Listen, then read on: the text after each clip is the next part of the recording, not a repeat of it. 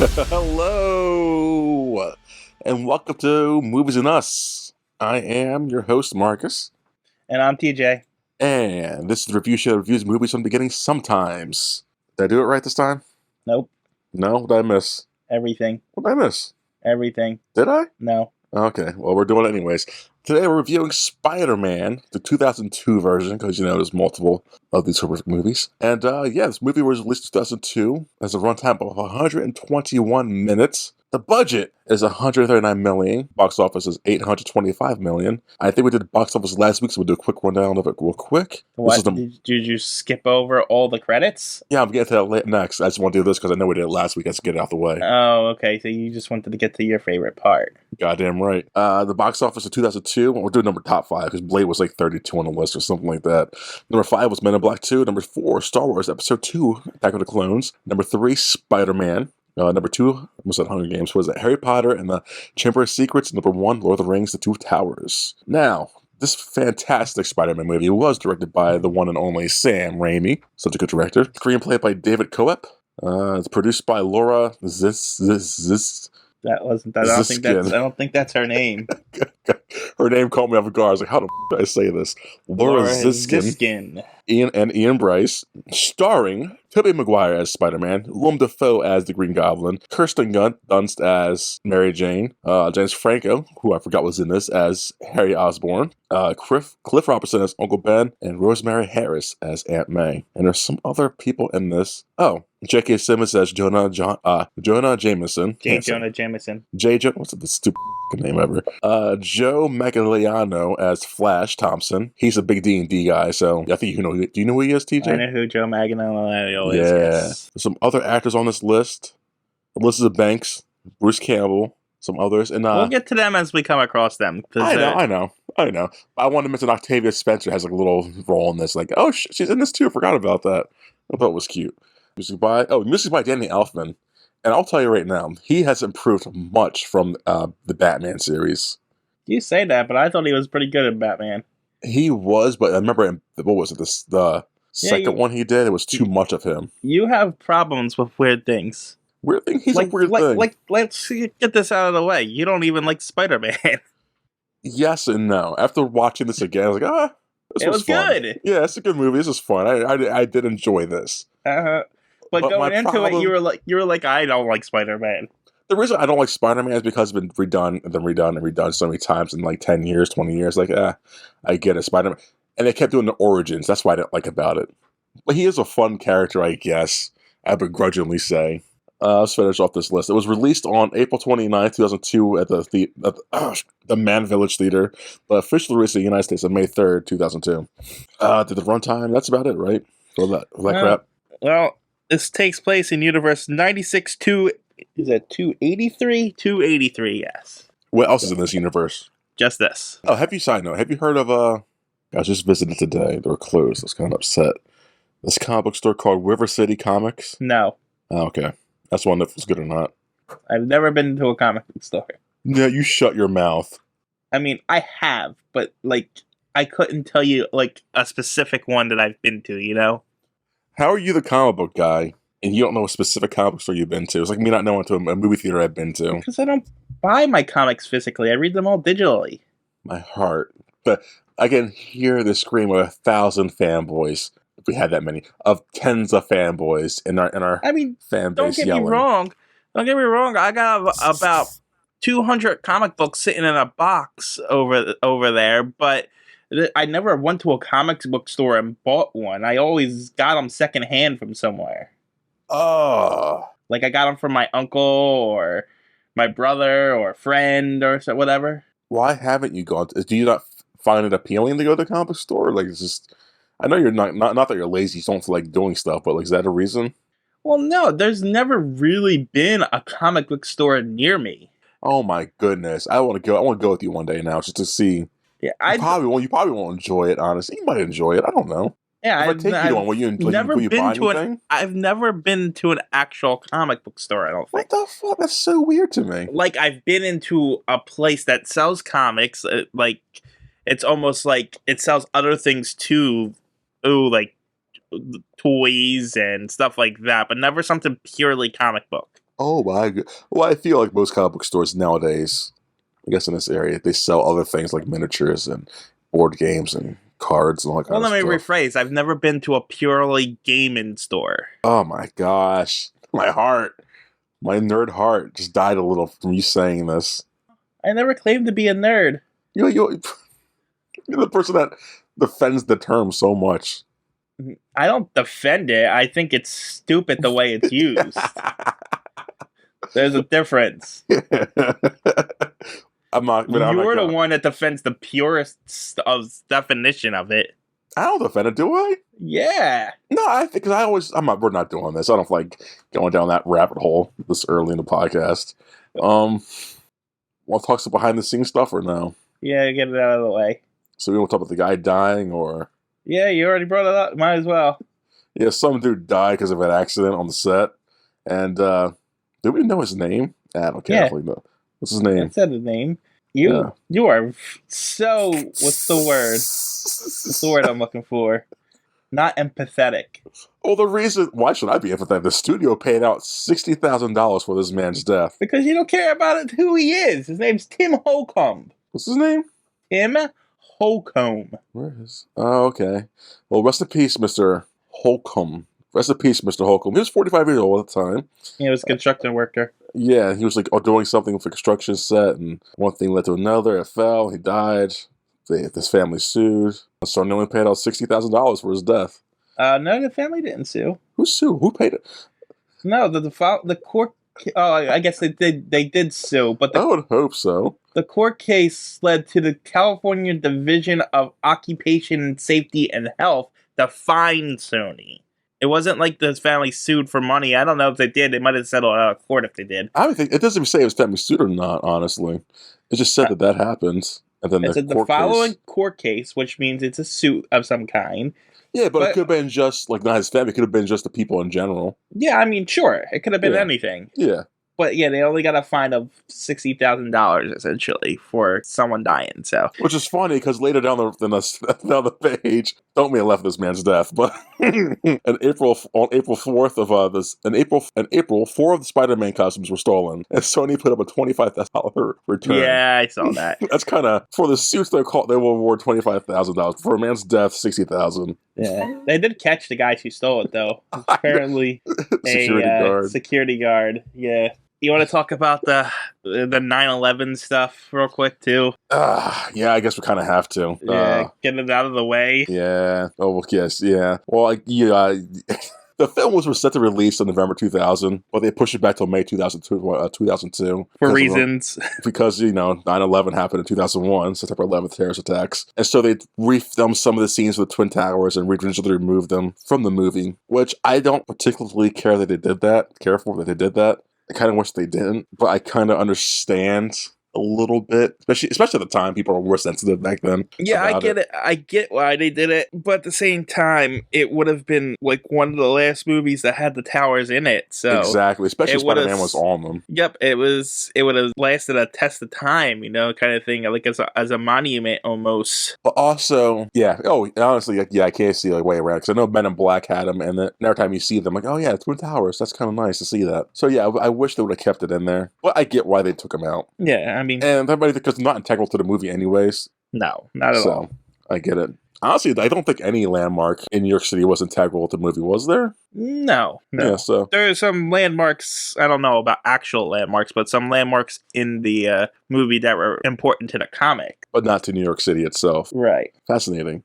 What else were you going to talk about? I think that's it for outside the movie. Yeah, because like I said, the usual, it was on hold for like 25 years. Oh, yeah. Multiple directors, multiple actors were called upon and declined, et cetera, et cetera. Typical movie theater shit, movie studio stuff.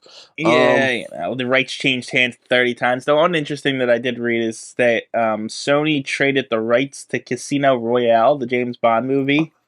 That's awesome. To get full control over Spider-Man. What a trade that is. Yeah. So that's a smart play on their part, honestly.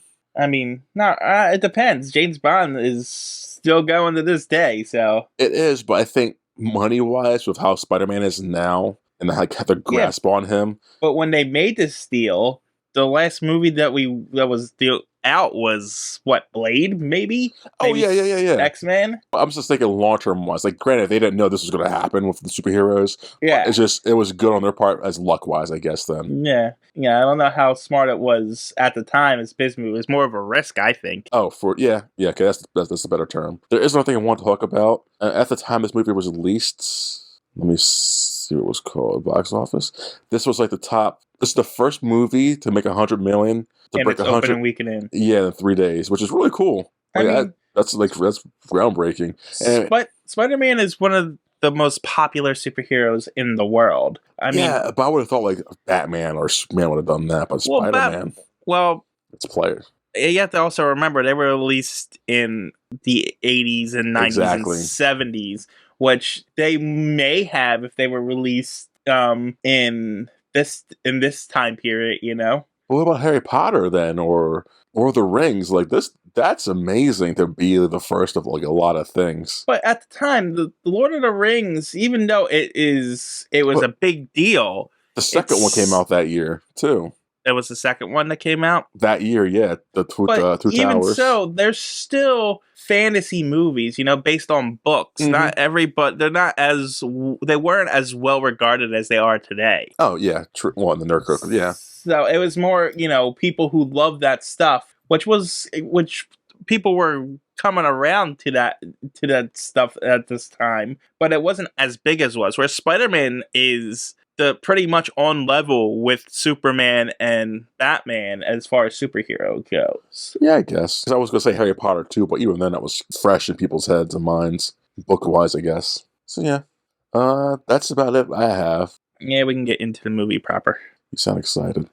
I do want to talk about Sam Raimi real quick, and I'm glad they picked him as the director for this, because throughout the movie, I liked his directing style. It was like the momentum in it, and I can't say it was like... I never got Sam Raimi as a movie director. Like, I never really knew him as a movie director. I know him from, like, Hercules and Xena and those TV shows. He did those? Yeah. No, he didn't, did he? Yeah. That's why directing? I think him and Ron Tepper made the shows. Wow, I'm looking at that right now, because I know his biggest thing for directing-wise... Because Ted Raimi was in those shows. Yeah, was he really? Yeah, and Lucy Lawless was Xena. When did they come out? In the 80s? 90s. I don't see... Oh, yeah, Hercules, yeah. And Xena. They also did a Bruce Campbell show called Jack of All Trades, which was only like 2 seasons, which was pretty cool. I liked it. His most famous stuff, of course, the Evil Dead series. Yeah, of course. Well, obviously, I do know him from movies. I don't know what I'm thinking. What I know who the Evil Dead series is, obviously. I don't know why I forgot about that. He also did Darkman, which is a great... But yeah, I mostly know him from Xena and Hercules. Okay, that's fair. At least you know Evil Dead. I'm cool with it. Do you know that? Yeah, no, I have the Evil Dead movies and Army of Darkness. Yeah. Yeah, his style goes like it's quick and zany, but it's not like his style. It may be quick and zany, but you can still see what's going on, understand what's going on. And I like that about his style. I think this is the first comic book movie that felt like a comic book. Yeah, you felt that, right? Right, from everything from the dialogue to just the acting was very comic book-y. Like, it was coming off of a page of a comic book. But not like Batman 69 or whatever that show was. No. What cheesy. I mean, it felt like, well, there were some really cheesy parts. Oh, really? Yeah, we'll get to those. Okay. I have them written down. But, like, it felt like, it was an actual comic book. Yes. Rather than an adaptation of a comic book, if that makes sense. Like, they didn't try to put Spider-Man in the real world to make him dark and dreary. No, this was just a fun, lighthearted... No, they waited 2 sequels to do that. Yeah. Well, yeah, this was a fun movie. But you want to get the review proper? I mean, we've only been talking for 20 minutes now. Oh, yeah, let's do this thing, baby. So we start off with the first ever, I believe it's the first ever Marvel. I was going to bring that up. But did we get that in X-Men? I think we might have. Oh, shit. Because I know it wasn't in Blade. I think you're right. It might have been in X-Men. I think we got it in X-Men. Oh, man. I remember that. Yeah. It was either X-Men or this. So I know it wasn't Blade. You're right. I don't know if it was X-Men. I was going to say, didn't X-Men be made by the same company? No, but X-Men was Fox. This is Sony. Yeah, so you're right. Sony did the first one. Sony did the first one, I'm assuming. No, I don't know. I don't remember if X-Men did it or not. See, our fans will get at us and like, yeah, no, it's X-Men, you morons. Listen, we got bad memories. We watch a lot of shit. We have fans? We're going to have fans. Hell yeah, 'cause I bring the fans and you bring the fans because we're a team. But anyways, we bring either the first or second page flip, and then we get this Marvel flip is what I wrote. Marvel flip, okay. And then we get the long spider sequence. It's not that long. It felt pretty long, honestly. No, Superman's longer. Oh, for sure. But this was long enough for modern It was day. just credits over webs, so. Webs and character designs and all that stuff. And of course, we get the voiceover. Yeah, which, looking back on it, why is Peter Parker narrating this? We never get a push to the future that shows why he's narrating. He's just narrating in the beginning for no reason. Well, in the X-Men movies, because another one they did it, they narrated with, who narrated it? Patrick Stewart was his character in that. Yeah, but that was Patrick Stewart explaining the world. It was more exposition than it was narrator. Like, Spider-Man's talking about himself, like saying, What do you want to know about my life and stuff like that? So it's like he's talking to somebody. So you would think they would jump ahead at some point and reveal why he's narrating here, and he's not. It's just a story quirk that didn't make sense. There's a few story quirks like this throughout this movie that I've noticed. watching it critically that I picked up this time around. I'm like, why? Well, I'm usually not a fan of voiceovers in general, especially stuff like that, because like you don't need to say all this. We're seeing stuff, we get it. But yeah, I get that. So anyways, we get the voiceover of that. He says it's why whatever. And we get our first glimpses, Mary Jane Watson and her boyfriend. What's his name? I'm calling him Flash. What was his full name? Flash Thompson. Flash. So you want to do any comic book lore on these two real quick? Well, I mean, everyone who's Mary Jane Watson in. If you don't, you're not a comic book fan. So who's Mary Jane Watson? Okay.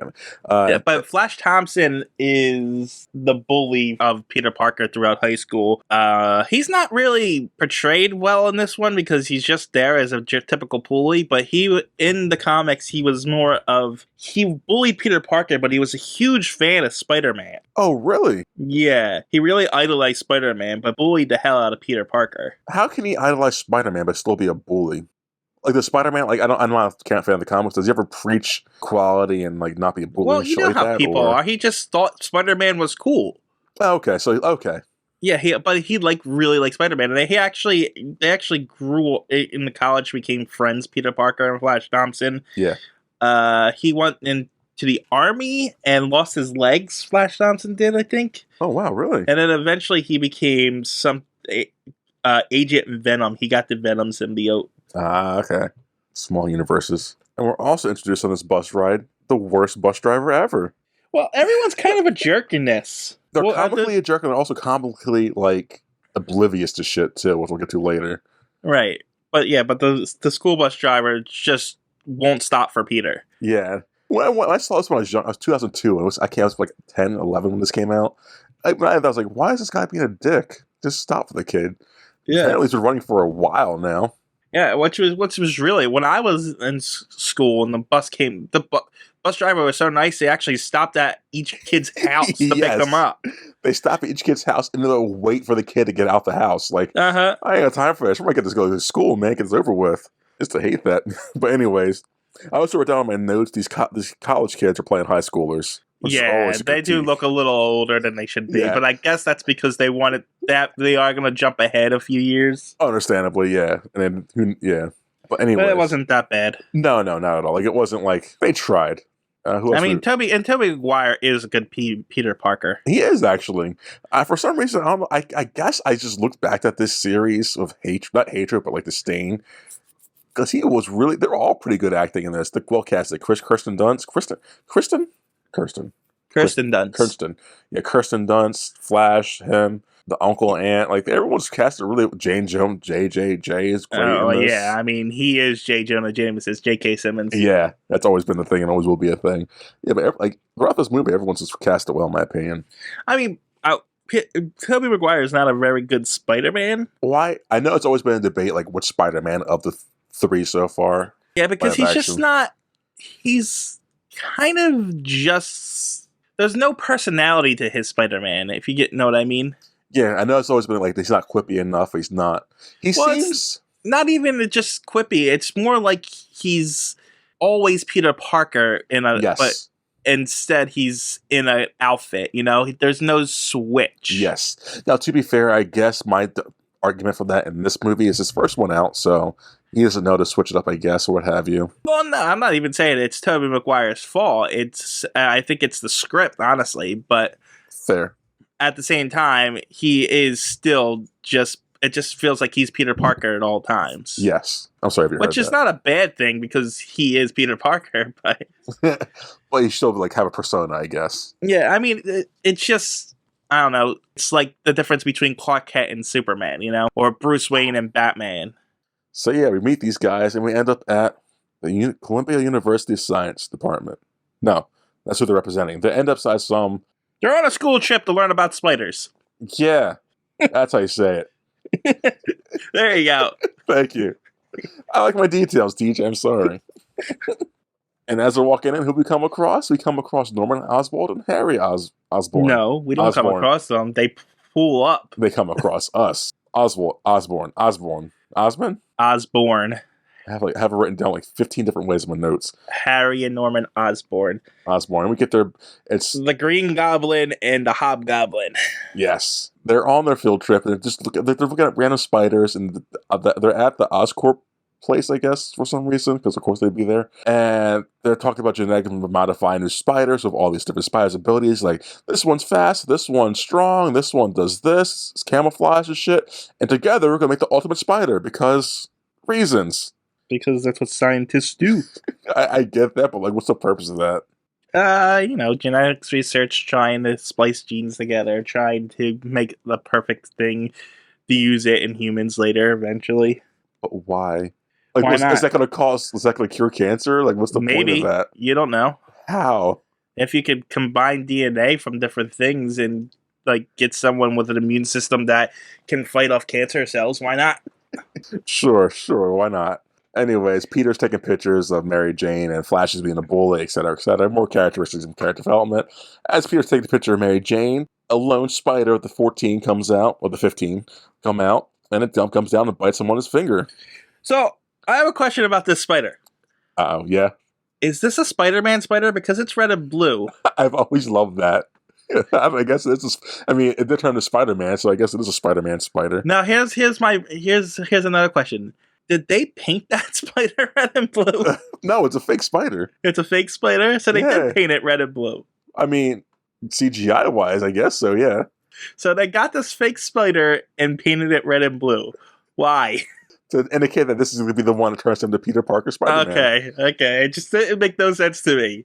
And I guess he looks at it. I think that's the most unrealistic part of the whole movie for me. It is really stupid, for sure. And I thought the same thing, like, why is it blue and red? Why is it not brown or something? And I guess it being that color, because he does swat it off and looks at it for a while, it motivates him for his costume later. Because I thought to myself, why is he making his costume the one we know and love? Because it needed more color, and maybe his favorite colors were red and blue. Sure. Oh, man. Anyways, he gets bit, he gets sick, and he gets Spider-Man. The end. No. And that's pretty much what happens in the next sequence, I guess, right? Well, it cuts from him getting bit. There we go. Then we cut over to Norman Osborn. Yes. Yeah. And Oscorp. He's, they're creating military weapons and stuff like that. But the one general doesn't really like Norman Osborn or Oscorp, so he's like about to take his funding away if he doesn't do human trials for his enhancer soon. Which is weird. I don't like, I guess him not liking Oscorp is because they're like quote unquote stringing him along, I guess, for so long. Well, no, he didn't even approve of Osborn. He took over for the last guy who did approve of him. Oh, okay, that makes sense. And the general's threatened to pull funding for Oscorp and all that, which will fail them. And then we cut to UBAM, Uncle Ben and Aunt Mary. Yeah, the thing I noted in this is that I never realized that Uncle Ben was an electrician. That's what I caught out of this. This little sequence? This little introduction, yeah. Yeah. It's just to show how nice they are. Yes. And it's probably the best two the uncle and aunt we have so far in this whole, of all the incarnations of Spider-Man so far. in my They're the opinion. most comic accurate, I want to say. Like, Are they? Aunt May looks like Aunt May from the comics. Yes. I would have to rewatch Amazing Spider-Man to really take a judge on that. The aunt and uncle in that one. Yeah, no, from what I remember, these two are the ones I like the most. Maybe because just nostalgia and childhood, but they just seem the most. We get to know them more too, I guess. Well, I mean, Uncle Ben doesn't last very long, so. Does he ever in any comic, any movies? Yeah, it's fair. Yeah. Like, I don't even remember Aunt May and Uncle Ben from Amazing Spider-Man. Exactly. I don't, honestly. I remember Peter Parker's in the new one because it's Aunt May and she's young and hot. That's the thing. Yeah. We don't even get Uncle Ben in that one. No, because it's not an origin story. Thank God. Anyway. But yeah. We also learned that Mary Jane's Peter Parker's neighbor. Yes, we do. Which I thought was weird because, like, how can she go that long without really not knowing him? But I guess it just shows that he's so forgettable. Well, just because you live next door to somebody, like, I don't know the names of my neighbors or even if they have kids. I don't now, but like back in high school, I went to school with one of them, both of them, so I knew who they were. Yeah, I didn't know who my neighbors were then either. Really? No, I have no idea. Weird. And you went to school with them? Yeah, I have no idea who they are. Interesting. I mean, it just depends on who you are. Some people just don't, interact with people. I mean, I don't need it now, but back then I guess it did. But yeah, before we get to meet her as as his neighbor, Peter has like a night terrors and. So I have a question about this too. Yeah. Is he dreaming about DNAs and Spider taking over his DNAs, or is this a representation of what's actually happening to his DNA? It's the representation, but it looks like he was having those flashes, right? Because not only do we get the DNA flashes of the Spider's taking over his DNAs, but there's a picture of a skull that jumps out at me for some reason. So now that made me think, is this a nightmare or is this actually happening? And I'm not sure because the CGI is so bad, it makes me think that it's just a dream. You find you bringing up the CGI because that CGI was pretty bad. But throughout the movie, the CGI is really on par with being good. There's only one or two motions outside of that I even noticed it was CGI. Really? Like when he's climbing up the walls, the only other time when I noticed it. Him in his street clothes? Yeah. See, I would have said I thought that was practical. When he was going up climbing up the wall, going after the crook later. Oh, okay. Yeah, that part is the only other part I noticed it. Gotcha. The rest of the CGI, like him being Spider-Man doing crazy flips throughout the New York City, holds up. It looks really good. Yeah, I didn't even know that was CGI. Or the Green Goblin flying around being Green Goblin. Most of the time it's CGI. Like, this looks good. Anyways, after during Peter's little horrid stuff, we cut to Norman. He's doing a test on himself as the first human subject, and it fails. He becomes Green Goblin. Has crazy. Yeah, it doesn't fail. I mean, it doesn't go as planned. Let's say that. He just suffers the side effects that they said could happen. Yeah, the side effects were what? Violence, aggression, and insanity. Violence, aggression, and insanity. Yeah, so that fails to me. No, he still got the enhancements that he was trying to implement. True, but like weren't they trying to not make those side effects as strong? The serum did exactly as he said it was going to do. I mean, I guess you're not wrong. And he ends up killing his lab mate in the process, but... All right, before we continue on. Yeah. That scientist is actually a character from comics too. Oh, what's his name? His name is Dr. Mendel. And apparently in the comics, he died of a heart attack. Before he died, he was able to transfer his spirit Stop it already. So into a robot. Stop.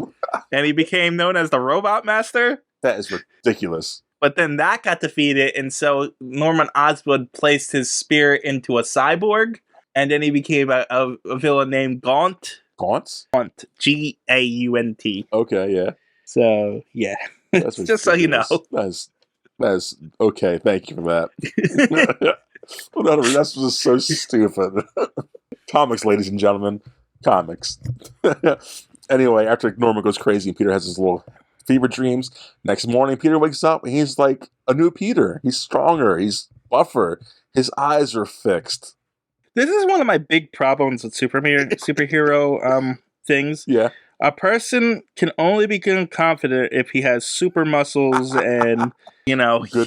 he could change overnight and he could Yes. see better and stuff like that. But that's the only way you could ever be more confident or be noticed or stuff like that. Well, I guess for those people specifically, yes. His personality hasn't changed. He's still a douchey teenager in this movie. He is kind of a dick, but he's also kind of a shy kid too. Yeah, yeah. He wasn't likable, honestly, in this movie. The That's character wasn't likable. Up until the point, the famous moment we're getting to. Yeah. He was kind of a dick. Yeah, he's like, man, you really suck, Peter. But granted, I'd be the same way if I got powers overnight, then the same thing. No, I'd be a douche. I don't know how I would be if I ever got powers, honestly. Hell, give me $1 million at that age, I'd be terrible. So I can't imagine being superhuman. So after that, he runs down the hallway and walks up this wall. I always liked that bit for some reason as a kid. And says, "Bye, Uncle Ben, Aunt May. Talk to you guys later." Blah blah blah. And we meet Peter, Mary Jane as his neighbor, and she has a bad home life apparently. A deadbeat dad, like super deadbeat dad, like constantly yelling over the top bed thing. And where's her mom? They allude to her walking out on them, or not dying, but just not being there. Okay, so she's not dead? I think she walked out on them. But she still has a relationship with her mother. Maybe.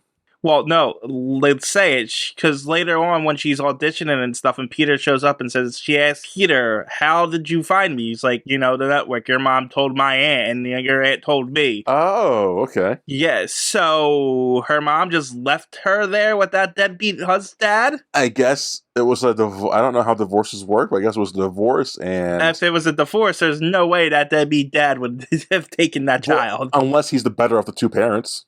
I guess that's possible. Yeah, the mom was the worst off, or an addict, or what have you, and not suitable to take care of Mary Jane. The dad could have been the best option, unless they would have found other guardians at the time, like her aunts, uncles, grandparents, etc. But comic books, TJ. This is getting really real. We got really real for a second, I feel. That's because it was so over the top. It was unbelievable that she would be in that household. Exactly. If she has other options. I could see if it was like a boyfriend she was living with. That's her dad. Anyways, so Peter the bus driver does the same douchebag thing and makes Peter chase after him. But Peter starts hitting the bus, and his hand gets stuck to a banner on the bus, and he realizes this is weird. This is not how it should be. And it's his first inclination of him having abilities. Are you looking up divorce shit, TJ? I'm looking up Mary Jane's mom. Yeah, find more details on that. I'm curious. Harry finds his father, Norman, on the ground, passed out from the night before. And Norman has no idea what happened. And that's them two. They're doing their thing. So Harry goes to school. His next scene is the famous lunch scene. Find anything on Mary Jane's mom yet? I'm not seeing any reason why. She's, like, in the comics, she was apparently supposed to be an actress married to the dad. They had two daughters, Gail and Mary Jane. She took the dad's verbal abuse for years before finally leaving after he hit the Gail, the Mary Jane's sister, over the cost of her dancing lessons. Okay. But it says Madeline stayed with various relatives before finally making a home with her cousin Frank, then later suffered from an ill health and bad heart. After moving in with Gail when they grew up, she ended up dying, but I'm not seeing anything why she didn't take Mary Jane with her. Or maybe this is the comic, so maybe she did. Okay. Oh, that's probably why. I looked up her in the movie version. Yeah. She was an unseen character in the first movie, but can be heard after a bad argument with her husband. So she's living there still. Oh, really? That's what it says. With her husband about yelling, can be heard after a bad argument with her husband, about him drinking and yelling at their daughter, Mary Jane. See, I just thought they were yelling at her the whole time. Yeah, so did I. But in the second movie, they mentioned she was sick. You just can't write a female character into it? Come on, guys. But better to see her show including a father. I think she did show up in Spider-Man 2 to come see her at the show or something. Oh, okay. But that was it. She didn't show up in the third movie at all. Yeah. Interesting choice, but it works, I guess. I guess. I don't know. It was just a weird scenario. It is. But I was going to wait till later everybody's mean to Mary Jane in this movie. Oh my god, Like, yeah, I forgot. Everybody. Yeah, I forgot how, like, I don't think she's popular in the movie. I think she's just with the popular guy, quote unquote, the popular bully. Well, Flash Thompson is her boyfriend, and he's not even nice to her. No one. The only person nice to her is Peter Parker, but he's like obsessed with her from a distance. Well, and Harry's nice to her too. Is he though? Not really. Well, at first he was. Yeah, he's nice because until that fight, he was. I don't think he's genuinely nice to her. He was in the beginning because they both worked. That's why. So what does that have to do with anything? I don't think that counts. The only reason he's nice to her is like, hey, Pete, go for her. If he's like, nah, you go for her. It's like, okay, bro, I'm gonna show you how it's done, and just but that doesn't necessarily mean that he wasn't kind to her or nice with her. She went out with him for a reason. Yeah, because she's an abuse. Like, he did not abuse her up until that point. No, I didn't mean to say, like, she's from an abusive household, so she's like, what's a good relationship, quote unquote, I guess. And, so in fact, if anything, in the relationship, she was kind of mean to him. How? Like, he goes in and for a kiss and stuff, and she just moves away. Yeah, she doesn't say anything. She doesn't tell him anything. She's like, don't tell Harry that I'm working here and stuff like this. Because that's what I was saying. She's from a household of abusive relationships, so she doesn't know what's good and what's not and how it should be done. And so when she's in a relationship, she doesn't know how to really... Well, yet she's kissing Spider-Man behind his back. Because he's the ideal... Spider-Man is like an idea of like perfection. Like how Mary Jane, or how Lois Lane likes Superman is the way Mary Jane likes Spider-Man. It's like, you're an idea of who I would like in reality, because you always said to save my life, et cetera, et cetera, et cetera. So, I don't know, there's probably some psychology bullshit to it. I don't think they thought that far into it. Probably not, but that's what I'm getting from it. I think that's what you're doing. You're projecting here, but okay. I don't know. The audience, our viewers, probably like, yeah, he's making some good points. I'm not smart, guys, so don't listen to what I'm saying. Let's just watch movies and read shit sometimes. He really isn't that smart. Oh, thanks, TJ. Thanks. Anyways, let's get back to this fucking review. They're at their lunchroom, and they skip the whole morning process, I guess. And then they're eating lunch. Mary Jane comes walking to Peter Parker or to her table. She trips on some OJ or milk or something, and then there's this famous she trips. Flu flies in the air. Oh, Peter catches her and all the food scene. Yeah. Going back to that scene where she was getting yelled at by her dad. Yeah. Like, she's... We're on this for a while. She walks away, and Peter kind of follows her to catch up. Yes. But says nothing to console her. He's saying to himself, hey, even when he's practicing to say is, hey, MJ, how you doing? Yeah, he's practicing to ask her out on a date while she was just verbally abused by her dad. Oh, it's like, you go up to... If you're not going to say anything to her, that's fine. Maybe she's upset or something, and you don't want to get in her space. But if you're going to say something, you always say, "Hey, are you all right?" Not, "Hey, you want to go out with me after you just got yelled at by your dad?" You're right, honestly. But that's like the awkward. I can't even say awkward. It's just a bad teenager at that point. Like, yeah, it was off for me. That was a tonal shift for me. Like, what are you doing? Oh man. No one's nice to her, you're right. I just never realized that in this movie. Like, man, people just shit on her the whole movie. I just don't care about her. Yeah, to this lunchroom scene. She trips and falls walking, food in the air. Peter catches her and the food in the air. And this is a famous scene because they did this in real. There's like no CGI to that, or very little CGI. And they did this taken 156 times. Did he actually catch all the food? Yep. 156 damn times. So after that, his webs go off and he hits a tray and he throws it at himself and it hits Flash Thompson, and it's the fight scene. Thank you, yeah. And it's epic slow motion fight scene. It's cool. And all the kids are surprised that he managed to beat up the bully Flash Thompson. Yeah. It's always bothered me. No one's questioning the webs coming out of his arms when he first does it. I don't think they noticed it was his webs coming out of his arms.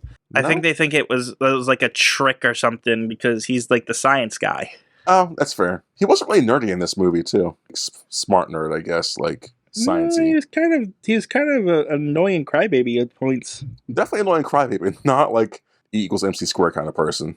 They tell us he's a scientist all the time, but yet he does nothing sciencey. Exactly. Anyways, after the fight scene, brings up, might as well bring it up now. You know, he's got web shooters in his arms. Yes. Like it's natural when it's not natural at all. He's supposed to make those web shooters. See, I like it this way, honestly. No, it's stupid. Why? It's unbelievable. But him climbing and swinging is believable too. Like, come on. Like, where do you draw your line at? That's where you draw your line at, I guess? Because it's unbelievable with the fact that he got all of his abilities from him. It's like everything he is based off of happening to be bite by a spider. But in the comics, like, he created the web shooters to make himself be able to do stuff. He used his brain a lot to help him do it, and he doesn't use any of that here. It's all just happenstance. He would still be a loser doing nothing, and the Green Goblin would take over the city if he hadn't been bitten by that spider. I'll give you that. I can give you that. That's a valid point. Okay, I concede. You're right. I don't know. I don't know why, but this always appealed to me because it seems just, I don't know. I can't say it, but natural, I guess. It's like, okay, he gets walking on the walls and that shit. But even naturally, it doesn't make sense. All of a sudden, his body develops the ability to spin webs, and it opens up. Like, is there a permanent hole in his wrist right now? Or does it open up like Wolverine when he goes and bent his wrist? I mean, actually, when he shows you, it's always covered in that Spidey goo, so I don't know. Yeah, but yeah, it does. It makes more sense that he would have created web shooters. Yeah, that's fair. That's fair. But yeah, he comes after the fight. He runs away and runs down an alley, and he looks at his hands. He's got this Spidey stuff shit. Starts touching the walls. Starts climbing up. He's like, "Oh man, I'm Spider-Man. I can climb up walls now, guys. This is wacky or what?" Climbs up this. You know, as Spider-Man, Yeah. As Spider-Man, he should be taller. Taller? Yeah, because he should be 8 feet. Anyways, he's jumping from roof to roof, expressing like, "Hey, I'm fast too. I can really jump high, guys. This is cool." And he's just testing out his powers. When he gets to one building, he just starts trying to test out his Spidey web slinger. That's what it's called, right? Web shooter? Well, web slinging, I guess, because he doesn't have web shooters. No. And he just says Shazam and all that shit isn't how it works, but it does these fun. Yeah, Shazam is a DC character. Yeah. Stealing DC stuff. I mean, they mentioned Superman in this too. Yeah, no. So, yeah. They even steal his run at one point. He's running and he's taking off his shirt and revealing the spider symbol. I It's like that. That's Superman. Yeah. You're not supposed to do that. Why are you revealing your costume to all the people, Spider-Man? That's always one thing I hate about. That's another thing I hate about these in this trilogy of movies. Like every movie, his mask falls off. Everyone sees it, especially the next one. Like, how's no one saying anything to anyone about this? I've always hated that about these movies. But anyways, Peter Parker does his little swingy thing, figures out how his web works, and swings, and hits a billboard. That's the next scene. He runs home to Aunt May, Uncle Ben. He was going to help him paint, but he didn't because he's an asshole teen. And then what happens after that? He takes out the trash while MJ's fighting with her dad. Oh, yeah. Some more. So, yeah. So, back to the whole dad thing. Yeah. So this is the part where I'm assuming that we can hear her mom yelling at him because he yells, "Why didn't you buy the beer?" And I'm like, and all we see is Mary Jane. And I'm like, Mary Jane's not old enough to buy beer. What are you talking about? Oh my god! But maybe he was yelling at the mom. Oh, okay. Yeah, because I wrote down she's not even old enough to buy beer. Why would she buy beer? That makes no sense. Yeah, that makes no sense. Okay, that makes sense now. Yeah, so that everything makes sense now. There we go. Not very good sense, but it's sense. Problem solved, case closed, end the review. No. But Mary Jane goes to Flash Thompson after a little heart-to-heart about future and shit like that. Mary Jane goes to Flash Thompson because it was his birthday and he got a new car. Yeah, it was Flash Thompson, right? I'm saying that right? Yes. Okay. So I have I guess it's a pop culture, not pop culture, like a kid's question here. Why is tight a word for like good? Tight. I've never. Yeah, like people say that's tight. Why is that a good thing? I never got it. It's just tight. Listen, I don't know slang. I never talk slang. But I hear that I've been hearing that a lot recently. Really? I don't get it. Yeah, like what year is this? Like older people though, like from older, they use the word tight as their slang. I don't understand why that's a good thing. Listen, kids these days now, as of this recording, they say no cap, as in I'm not lying. How does that make sense? I don't know. What?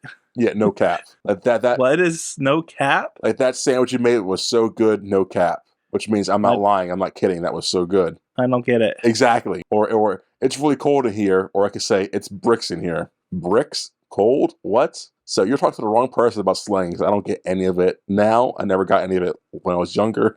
And I never will get in it when I'm in the future. Okay. Yeah. But yeah, I don't know why tight's a good thing. So if you're like in a tight shirt, it's not very comfortable, you know? But it shows off your body. I guess. That's good. Oh, so Peter sees MJ with Flash in his new car, so he gets him, inspires him to look at the magazine and find a new car he wants. He comes across a wrestling event, which will let him $3,000. No, in 3 minutes. In the paper. Yeah, I didn't get to the event yet. Calm down, bro. Yeah, I thought you were already at the event. No. You were like, you skipped over a major part here. What happens between the wrestling event and the girl? He goes to the he's going to the library, and it's like the crux of the entire movie. Yes. So Peter's going to say, hey, I'm going to the library to do my thing, but actually I'm going to go to the wrestling event. Uncle Ben doesn't know this. Uncle Ben's going to drive him to the thing. They get there to the library. They have their one-on-one. Uncle Ben says something like, don't be stupid, rep your tool, don't be a fool, and leaves. Yeah, that's what happens. I wish the conversation would have went that way. No. But in reality, Uncle Ben says, with great power comes great responsibility. Well, not really. He's trying to tell him that, you're growing up to be a man. That you got in a fight, and just because you can hit somebody, doesn't mean you should. And then the line comes with great power comes great. It's not because he was Spider-Man that he got it. It's just a general thing and I think that's a misconception that people have. You're like, oh, with great power, just because you have superpowers means you should use it responsibly. No, it's like a general thing. Just because you can do something doesn't necessarily mean you should. It was like a oh my god, who raised Superman? Podcast. It's like a Pod Kent thing, I felt. Jonathan Kent? Yeah, Jonathan Kent. That's his name. I feel like Jonathan Kent talking to Superman, like, that's how you should really be as a decent human being. Yeah, and then he's a dick, Peter, and tells Uncle Ben that he's not his dad, and then gets out of the car and leaves. God, shitty teenagers, man. Shitty teenagers. Shitty college students. Shitty college. So anyways, they meet up again. They'll meet up again later at nighttime at 10 o'clock. Wink, wink, nudge, nudge. And Peter ends up in this and gets to the fighting arena. The host of the night is Bruce Campbell himself, the legendary Bruce Campbell. Who's the wrestler? Hold on. Octavia Spencer's taking down Peter's name. I love this scene. I love this movie so much, actually. It's a good movie, TJ. Yeah, I know. You're the one that said it was bad going into it. I never said that. This whole wrestling sequence, I love a lot. Just the colors, the acting, everyone, his wrestling girls, Bonesaw's wrestling girls. Who is Bonesaw? Bonesaw, ladies and gentlemen, it's Randy Savage. Ooh, yeah. The Macho Man, Randy Savage. You ain't going nowhere, Spider-Man. I got you for 3 minutes. Even if you didn't know him from wrestling, you should know him from Slim Jim commercials. Yep. Oh no, slap it to it, Slim Jim. So yeah, Bonesaw. It's got Spider-Man in a cage for 3 minutes. Wait. Before you continue on, Bonesaw, Macho Man, was fighting all these guys in the ring before Spider-Man. Yes. And then when Spider-Man comes into the ring, why is it a cage match? Oh, before that, not even. Bonesaw, there's a line of people trying to fight Spider-Man. Why Spider-Man? Trying to fight Bonesaw. Yeah, trying to fight Bonesaw, thank you. And Spider-Man, Man-Spider, is the only person with a big introduction. Why? And like you said, why is he the only one with a cage match? Well, I don't think he was the only one with the big introduction. I think they were just off-screen, their introductions. Okay, because before we cut over to him signing up, they were like, "Meet the Flying Dutchman," and he was coming down. But then we cut away. Okay, I didn't see that part. Okay, that makes sense.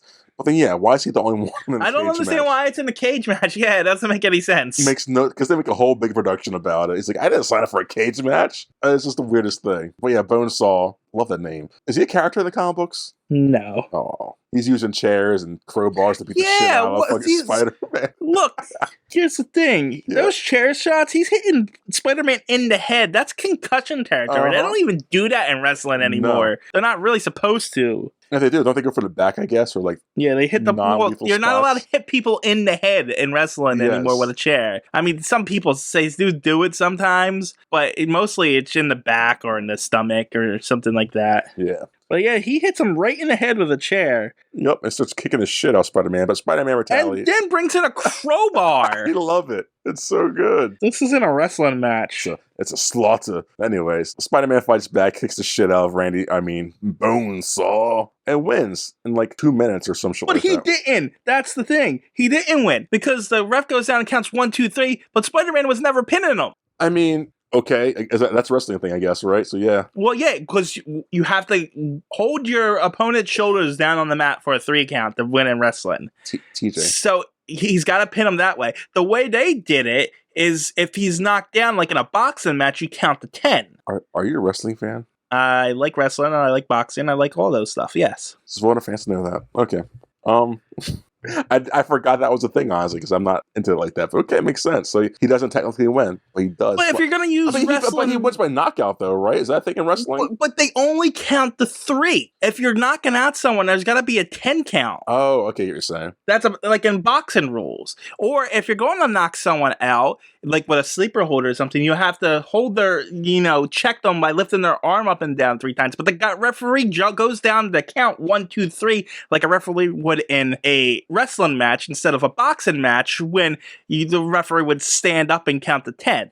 I'm just saying, they mixed the rules up together and they didn't put no research into it. So if I ever write like my Luchador Werewolf, I have to consult you for my... Well, you don't know Luchador Wrestling, do you, I guess? Luchador Wrestling is just wrestling. Is it? With masks, and it's just Mexican wrestling. It's just got masks, and it's a lot of high-flying stuff. Are there any different rules? The rules are slightly different.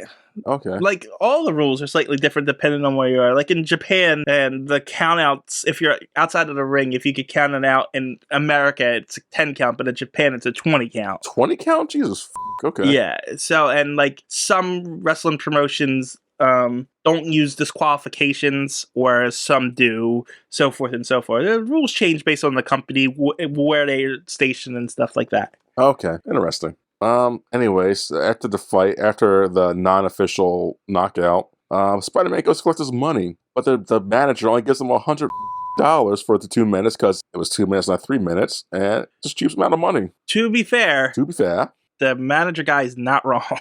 Well, then how? Like, the contract said 3 minutes. Yes, and he didn't last the 3 minutes. But like, I'm just saying, in a court case, court case, he would win. But was there a disclaimer down there somewhere, like if you last under X amount of minutes? So why should it be like, I don't know, $1,000? Did you read it? Well, maybe, I don't know. Should it be like $1,000 a minute at that point? When it's just $100? It doesn't say that though. That's not necessarily true. It's like when you go in the store and it says 2 for $1, but you only buy 1, you have to pay full price for the 1. Yeah.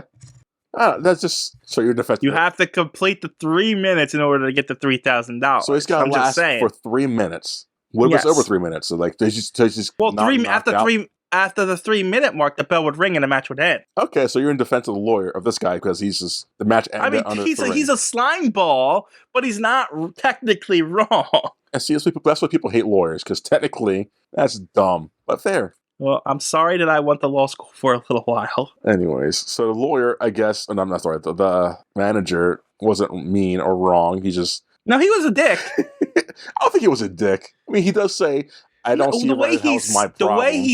The way he said it, and the way he's looked at Peter like he was nothing, he was a dick about it. Fair. But he's not technically wrong.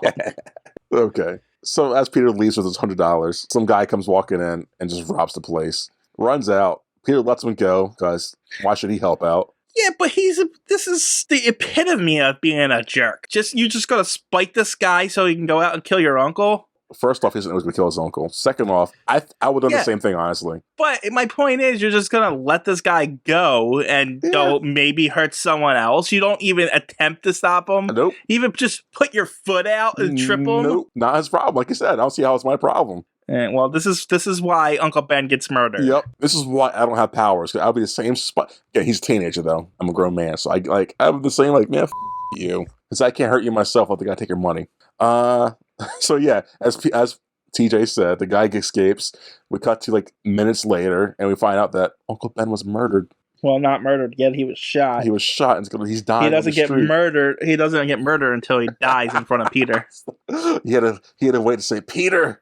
I actually like that instead of him having last words. Yes, it's like Peter, be a good guy or something like that. It's like, hey, you're here. That's good.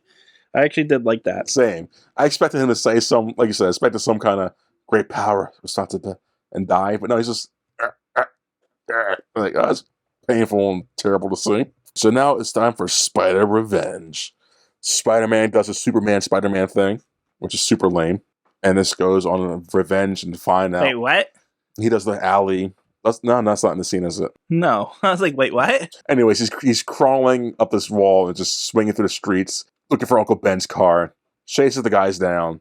They crash to a building. They have this pursuit into some abandoned warehouse, Batman level shit. Peter fights him. The guy reveals his face, like, I'm the guy that killed your uncle, and I'm the same guy that you let go. What a weird world we live in, man. Peter's stunned. He doesn't kill the guy outright, but the guy does back up and fall out the window and dies that way. So if you want to call that murder, call it murder. What would you call this actually, TJ? Well, I mean, he did punch a guy. He did, I would say it's manslaughter, actually. Is first degree the lesser of the one, I guess? No, I think first degree is The worst. the worst one. So But third. Well, okay, would you call this premeditated then? Because he did go out looking for the guy and did beat the shit out of him and all this stuff. well, Like, how It's could you prove against it not being premeditated? it was emotionally fueled though. Yes. And it's not like he planned it for weeks and decided. He just heard where he was and went after him in an emotional rage. So he didn't technically murder him. He was technically defending himself, honestly, because the guy pulled a gun on him. Okay. So at the same time, at most he'd probably be charged with manslaughter because he didn't try to murder him when he hit him. He just knocked him out the window and he just happened to fall. You know what I'm saying? Yeah. Like, he didn't put his hands on him at that point. Right. But honestly, if they were to arrest him at that one, they would probably charge him with manslaughter. They might try for murder, but I don't think they would get it. At the same time, they would get him on vigilante charges for certain. Is that a thing? Like, I know vigilante's bad, but like, are there charges for that specifically? Yeah, there's against the rule. It's against the law to be a vigilante. Yeah, but like, is that probably get him for assault? Okay. And there's a few charges they could have bring him up on, honestly. Interesting. I like how they trespassing in the warehouse, honestly, too. Could get them on that. I think we should do this every episode, bring some lawyer shit into this. I like this. No thanks. I like this a lot. There's a reason why I'm not a lawyer. No, I'm good. Why? I like this a lot. There's like little tidbits of realism in this. I'm good. Okay. Anyways. But this is pretty accurate to the comics, this whole origin, him going and to a wrestling match. I don't know if it was a wrestling match, but like, and him letting the guy go and then go. And the only difference is he doesn't kill the guy. He leaves him for the police to pick up, I believe. We'll get that in the next two movies of this, but okay. Yeah, that's not comic accurate. The killing. What we get to into the third movie and stuff. I hated that. It's like, why are we doing this? Why is it got to be all connected? Anyways, Peter, after murdering this guy, or whatever you want to call it, Peter gets back to Aunt May, hugs her, and they're both crying for hours. And we cut to Norman Oswald bombing. That's an assumption. I don't know why you're saying for hours. You don't know how long they hugged. Wait, it's Uncle Ben. That's family. Like, yeah, but you would get like chafe and stuff after an hour, you know? You think so? If you're hugging someone for that long, yeah, I think so. It doesn't have to be tight hugs. It'd be like a soft, like, it's okay. Yeah, but you do that for like a couple minutes, then you let go, and then you cry separately in your own separate places. I don't know. I don't know how close they were to each other. Apparently he was a dick in this movie, so I don't know. Peter Parker was, not Uncle Ben. So we cut to governments trying testing out or Oscorp stuff, and the Green Goblin comes by and destroys them and kills them all. Yeah, but you missed the reason why he did this. I'm out, you're out, right? Yeah, the whole board meeting. Did I miss that? Yeah, they tried to sell. When did I cut? Did I pass that just now? I don't remember where it was, honestly, but I know the scene we're on is after that because my bad. The board meeting. The board of Oscorp's trying to sell out Norman's company, sells Norman's company to his competition, and because the board members are comically evil too. Everything's against Norman Osborn in this too. Is he a bad guy? Like, what did I miss? I mean, is he a bad guy? Before this part, like before he becomes Green Goblin, is he a bad dude? Like, they try to lose the general's trying to take his contract away. Then he experiments on himself and becomes the Green Goblin, kills his scientist guy. But I don't know if that's technically his fault because he's insane at the time. He doesn't remember what he's doing. Exactly. And then his own board is comically evil, trying to sell his company out from under him, even though he's still got the contract and they're making record profits. So it doesn't make sense. The motivations of everything against Norman doesn't really make sense. No. After that, we fast forward. The high schoolers have their college kids graduation. The college kid high schoolers have their high school graduation to go to college. See, it works out. But Peter's sad because Uncle Ben should have been there. It's Peter's fault. Blue, boo, hoo. Aunt May has her inspirational talk, and it kind of motivates Peter to become Spider-Man. There's a montage of him trying to make his suit, and a montage of him doing Spider-Man things. Interviews of New Yorkers like, I like him, I hate him. Who? Xena's in that montage. Who? Xena. Is she? Yep, Lucy Law. No, she isn't. When? She's the one that says, guy with eight That's arms her? sounds kind of hot. Yeah. That's not her. Hold on, I'm pulling that up right now. There's no way that's her. God damn it. Hold on. Huh. One of the interviews is at like a big destruction site. Do you think that's Ground Zero? No, that can't be. That'd be too morbid. That's a comedian. Is that her? According to the casting, it is. See, Lucy Lawless also appears as a punk rock girl who says guys with 8 ends. Sounds hot. She did the appearance herself. Did her appearance as a favor to her husband. interesting. Xena Warrior Princer creator Rob Taper, on which Rami would serve as executive producer. Interesting. I'm looking at her. She looks nothing like her. It's the red wig or dyed hair. Everything. That's good. I'm glad. It's pretty cool. So yeah, after all that interviews, Spider-Man ripoff song, we get to the Daily Bugle. Not a very good Spider-Man ripoff song either. You don't like it? I liked it when I was younger. Those aren't the words. What are the words, TJ? Spider-Man, Spider-Man. He can do what a spider can. He shoots webs. I don't know the rest of the words. Something Spider-Man. There goes Spider-Man. It's Daily Bugle they're at, right? That's where they work at in this one. Why is everyone a reporter? No, they're not. Peter Parker Who's a reporter? He's a freelance. Peter Parker's a photographer. Same thing, but you feel okay. Why is everyone? No, it's not. Why is everyone seem to work for a thing? But you feel okay. Why is everyone? No, it's not. Why is everyone seem to work for a fucking? Because when this stuff was created, reporters were a big thing back then. Fair. It's fair. We end up, and freelancing was a way to get money back then too. So there's a lot of ways to get money, especially for someone who didn't have a job. So it's hooking. I mean, people still pay for like pictures of celebrities and stuff. People still pay for sex. So what does that have to do with this? Hooking is a job. It's like it's always a lot of jobs. I'm just saying, if you're like a college kid and you need extra money and you have pictures of Spider-Man, you can sell it to the Daily Bugle for extra money. Fair. So yeah, JJJ's like, hey, we need a picture of Spider-Man. Put an offer out for Spider-Man pictures. Blah blah blah. And we cut to Peter Parker walking because what's up? The guys, what's his name? Bill Nunn. Yes. The black guy. Yeah. He's notable as one of the first black something in comics. I don't remember what it actually was. I don't know if it was reporter or character. Or whatever, but he actually was a comic character, and was sympathetic to Spider-Man, while J. Jonah Jameson was always like a antagonist. Gotcha. Also, his secretary Betty Brant was Peter Parker's first love interest in the comics. Really? Yep. Fascinating stuff. Seriously. After that little scene, we see Peter walking across the street. He runs into Mary Jane. She's leaving her job as an actress. Waitress as an job. Actress, she tells him. No, she said she's on her way to an audition. Okay, on her way to an audition, but she lied because she's actually an actress. Well, does she lie actually? Because she says that she could be going to audition, right? Yeah, she could be. Yeah. Why couldn't she? I don't know, because this is where I wrote down everyone's mean to Mary Jane, because even her boss comes out and starts screaming at her about how her till was short $6. It's $6. Who cares? Granted, the place works out doesn't look like it's a great dining experience.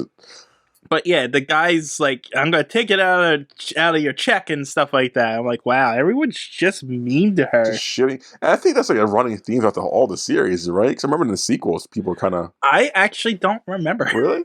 Yeah. I remember her not being... There was a lot of... I remember the overview of everything. I remember the Green Goblin was in it. But I didn't remember all the little things that happened. I remember her being an actress wasn't great. Like she had a failing career. Who, Kirsten Dunst? As Mary Jane in this series. Well, I think that was in the comics too for a little while. She eventually becomes an actress. Even in the third one, I think she becomes an actress. Okay. But this is where we reveal that she is dating Harry, and who's now Peter's roommate. But Peter doesn't know that, so she's like, keep it a secret from Harry because I don't want him knowing, blah, blah, blah, for some weird reason. Because if he finds out that she's a waitress, he'll look down on her or something because he's rich. Because they're not truly in love, guys. Oh, yeah, okay. So Peter Parker gets to his apartment, which is a really nice apartment, honestly. Really nice. I wonder how much it costs. Let's Zillow that shit. It's in New York, so it's probably an arm and a leg. For that size, too. Yeah, it's expansive.